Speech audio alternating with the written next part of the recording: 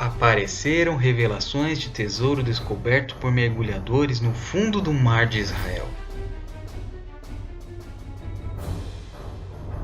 Em uma manhã de fevereiro de 2015, Zika Fayer estava fazendo um mergulho perto da cidade portuária histórica de Cesareia, quando viu um brilho na areia.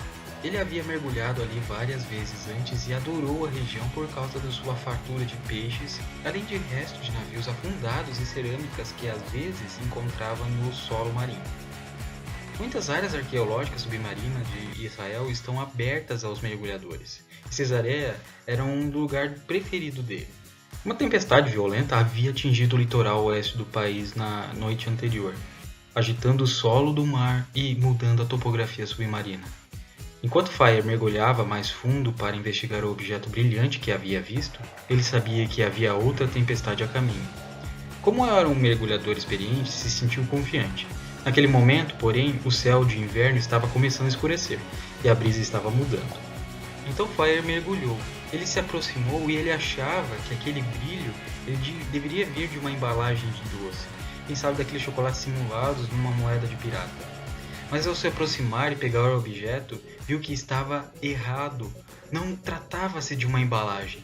Era uma moeda real, de ouro, com gravações em árabe em ambos os lados. Isto pode significar vestígios do passado. Fayer, ele vasculhou mais areia, viu outra moeda, então outra, então outra. O tesouro de um navio naufragado que ficou perdido no tempo. Exploradores sem escrúpulos poderiam ter levado o tesouro, mas Fayer e seus parceiros de mergulho voltaram ali com o seu barco e contaram às autoridades de Cesareia, que então ligaram para as autoridades de antiguidades de Israel. Quando os pesquisadores chegaram, estavam céticos. Cesareia é um lugar arqueológico submarino cheio de objetos antigos. Eles estavam preocupados com os roubos. Segundo Fayer, eles levaram um banho de água fria. Por quê? Porque os pesquisadores, eles brigaram por terem tirado as moedas lá de baixo do mar. Eles explicaram que as condições no momento eram de tempestade. Ou seja, aquelas moedas poderiam estar no momento, mas depois da tempestade não. Trabalhando com os pesquisadores, Fayer e sua turma voltaram ao mar e recolheram mais moedas. Dias depois voltaram de novo e recuperaram centenas delas. Até agora foi mais de 2.000 moedas encontradas no local. Por ter pureza de 95% e 24 quilates de ouro em bom estado de preservação, mesmo após 1000 anos na água do Mediterrâneo, elas estão dando informações empolgantes sobre capítulos esquecidos da história aos pesquisadores. O que dizem as ruínas? Cesareia, que fica entre Tel Aviv e Haifa, no mar Mediterrâneo, hoje é mais conhecida por suas ruínas romanas. O centro histórico foi restaurado e transformado em um ponto turístico com um museu e restaurante moderno. Há também um condomínio e um campo de golfe ali perto. Mas ao observar a baía e os arcos que restou de um arqueduto e admirar o azul da água em direção a Chipre, Turquia e Grécia, é fácil imaginar como esse lugar era há séculos atrás. Os primeiros prédios construídos em Cesareia foram erguidos em 4 a.C., para estabelecer um ponto de comércio fenício e grego. Em algum momento depois de 96 após Cristo, a cidade acabou dominada pela rainha egípcia Cleópatra, mas a região foi conquistada pelos romanos e Cesareia. Então a chamada Stranos Pyrgos, que significa a Torre de Straton, logo foi entregue a Herodes, o Grande, denominado rei da região pelos romanos. Ele então renomeou a cidade em homenagem ao imperador romano. Sob o domínio de Herodes, a cidade prosperou. O rei ordenou a construção de quebra-ondas para criar um grande porto com águas profundas, além de um arqueduto, um hipódromo e um anfiteatro para 20.000 pessoas para assistir às batalhas sangrentas entre gladiadores.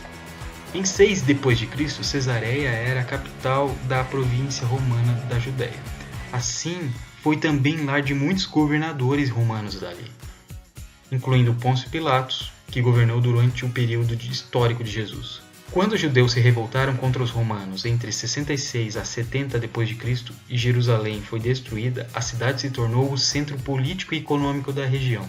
Se parece um pouco parada agora, é porque tem 2.000 anos de idade.